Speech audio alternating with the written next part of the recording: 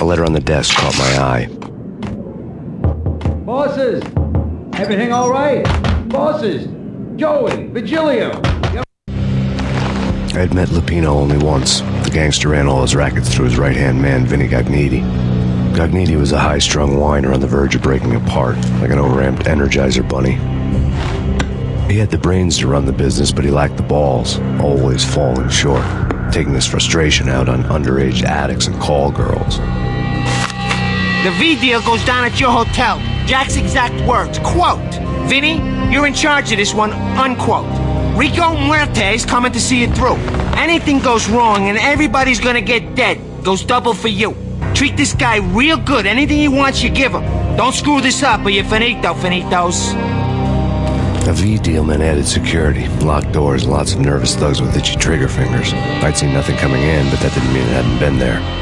Rico Muerte was a regular Kaiser Soze, a spook story told to keep the apes in line. 313. The Finitos had scribbled Muerte's room number on the note's margin.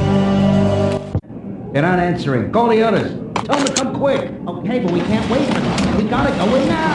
Bosses, we're coming in. It's Payne.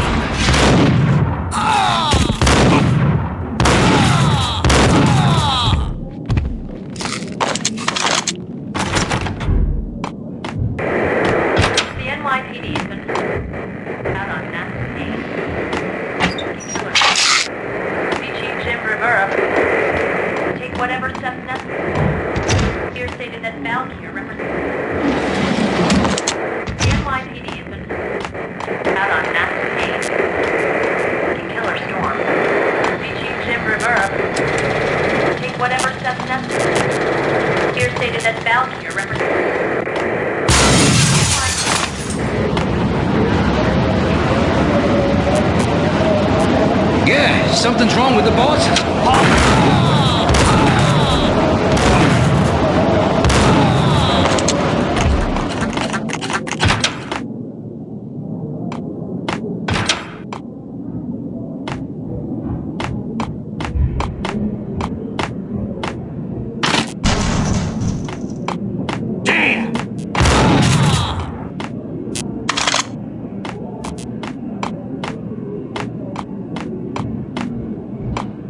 Previously on Lords and Ladies. Lady Amelia, Marquis Valentine asks for an audience. Thank you, Lawrence. My lady. My lord. And now, an all-new episode of Lords and Ladies, brought to you in part by Acer Corporation.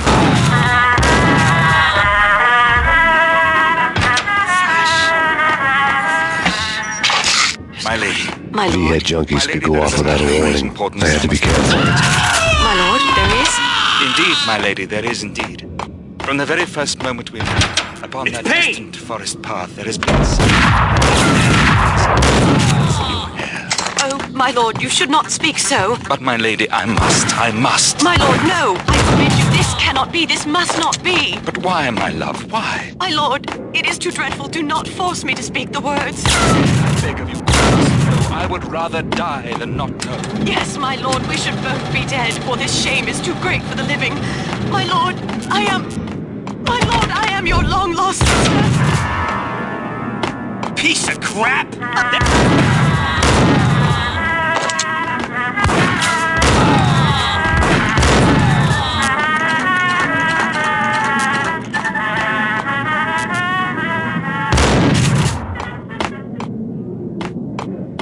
This party had been dead for a while. I couldn't say I was sorry I'd missed the show.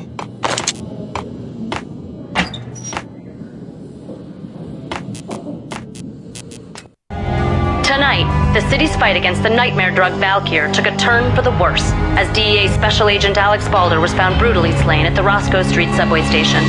A suspect was seen leaving the site only moments after the shots had been fired, and the NYPD is currently in pursuit of Max Payne, a repeated felon believed to be armed and extremely dangerous. And now the weather. The worst winter storm in recorded history continues to pound the city.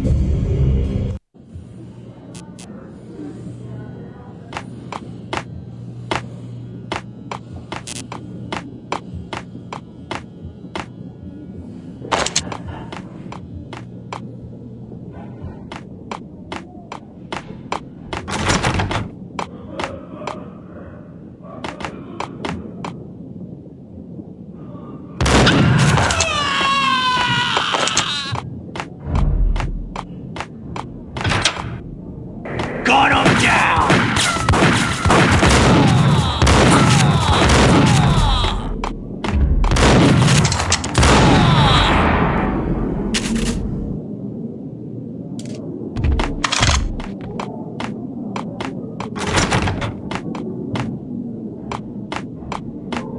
I'd found Muerte's room.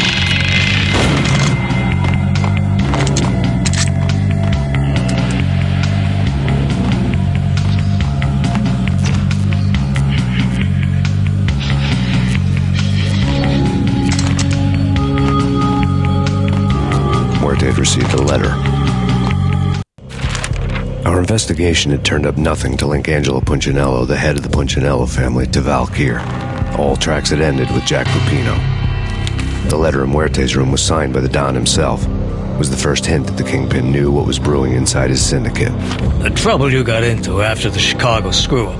The Punchinello family bailed you out. You have been waiting for a chance to pay us back. One of our trusted boys has a monkey the size of King Kong on his back, and we need your special skills for backup on a major deal. Collecting evidence had gotten old a few hundred bullets back. I was already so far past the point of no return, I couldn't even remember what it looked like when I had passed it.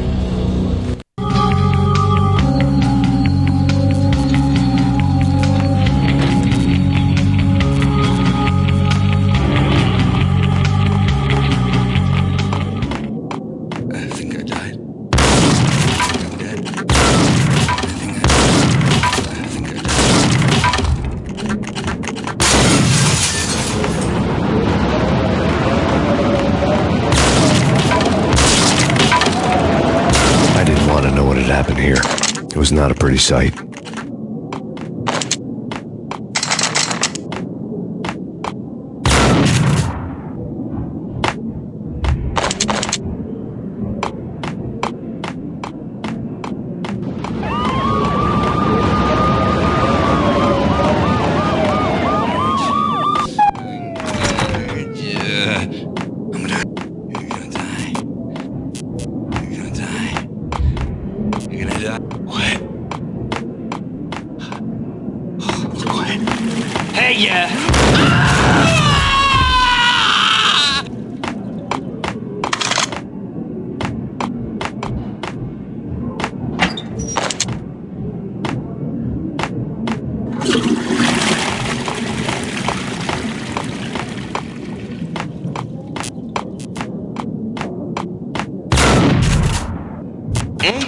Got him down!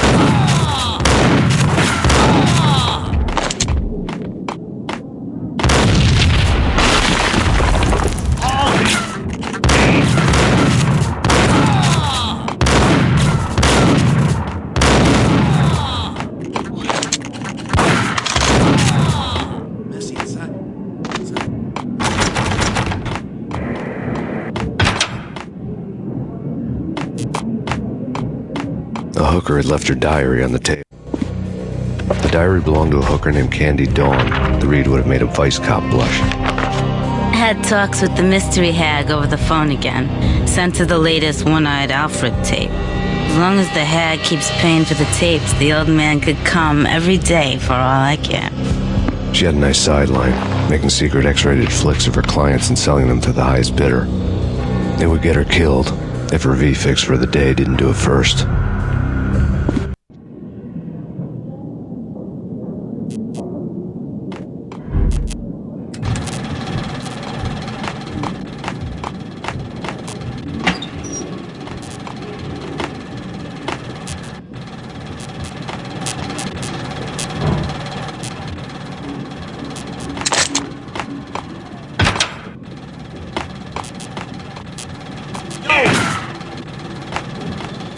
Tim, go get him. No, wait, you go get him.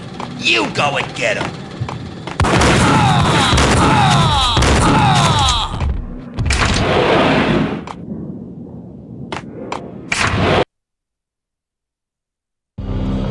The old service elevator rumbled down to the bowels of Jack Lupino's hotel.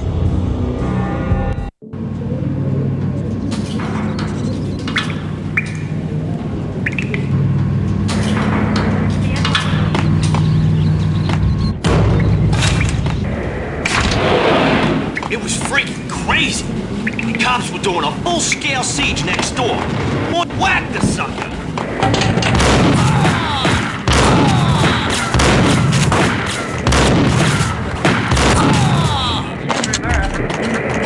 Take whatever steps necessary. Here stated that a winter storm warning is in effect in the whole tri-state area, as both freezing rain and heavy snowfall continue.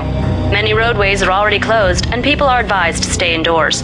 The severe blizzard has ravaged New York for 3 days now, with no end in sight. We'd been snowed from the start in the Valkyr case. The forecast said there was plenty more where that had come from. But the snowbound city was on my side. Less chance of innocent bystanders getting caught in the crossfire.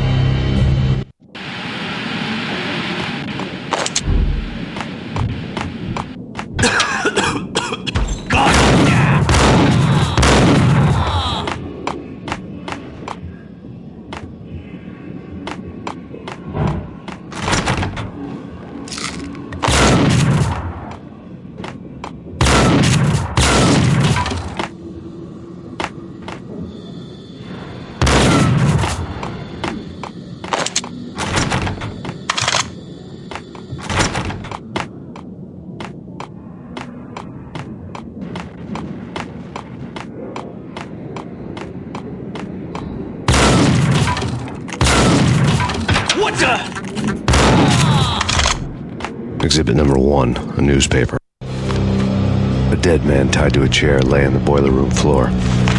Captain Baseball Bat Boy has an unbeatable track record in superhero death matches. But a 6-pack of root beer gets me every time. The murder weapon was a baseball bat, now lying in a pool of drying blood next to a newspaper folded open on a Captain Baseball Bat Boy comic strip.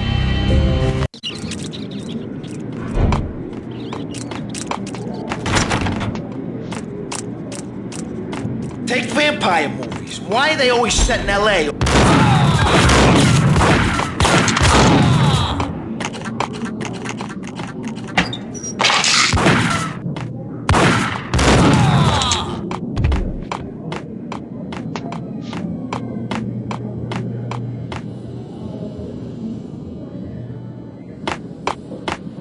Shit with the guns. Trust me, you don't want to piss Muerte off. Gentlemen, let's do business. Green for green.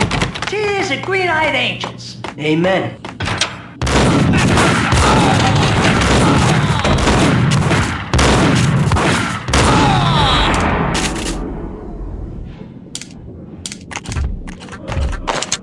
A lifetime ago, this would have gone down as a narcotics arrest.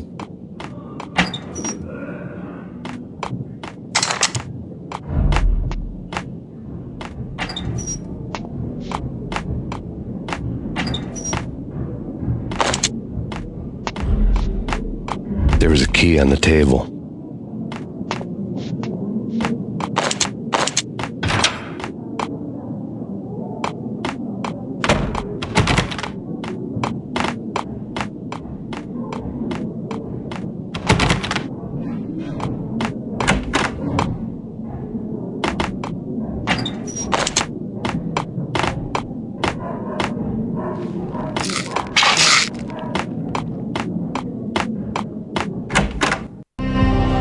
Two mad dog killers, ready to murder each other. They step into the next room, and I'm thinking, now they're gonna do it. But no, they sit down in front of a TV and solve their differences with the Kung Fu fighting video game. I tell you, kid, I was so depressed, I strangled them both with the video game cables. Oh, Rico, you're so bad. I am, ain't I? Rico Muerte, big-time hustler. Who the hell? It's that cop. Muerte went for his gun. Do something.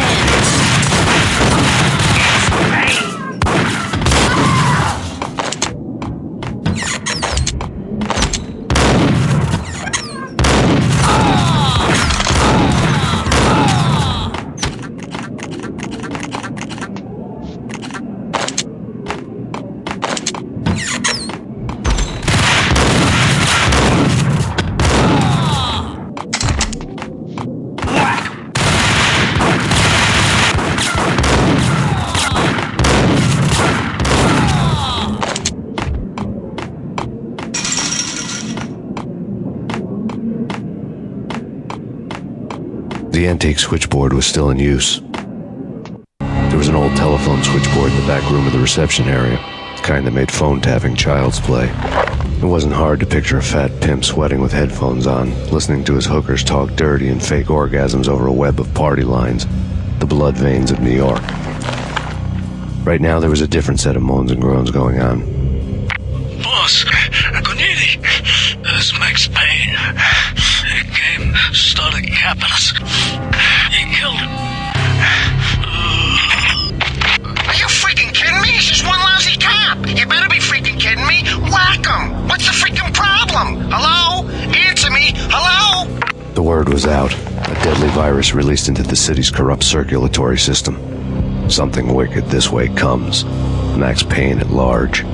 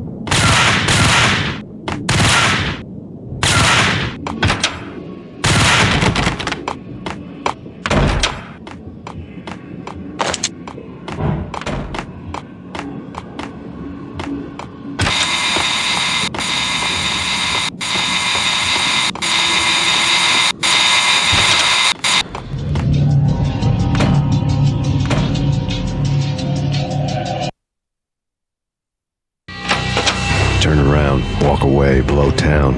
That would have been the smart thing to do. Guess I wasn't that smart. Lupino's tenement buildings were a seedy hangout for all kinds of sleaze. A liquor store, a pawn shop, a laundromat full of mobster bookies and loan sharks. The list went on. The how and why of it was a mystery to me, but they knew I was a cop. They knew I was coming, and they were going to get real trigger happy about it. I got to see Lupino's hangout all lit up. A bomb went off, turning snow into liquid gold. A pillar of fire lifted the remains of a car straight up into the air. The flames were highlighted on the hood of a black Mercedes-Benz as it coasted down the street real slow, as if the driver didn't have a worry in the world. I got a good look at the man riding shotgun. It was Vladimir, the head of the local Russian mob, the fly in Don Punchinello's soup. The ringing in my ears was the sound of a mob war being waged.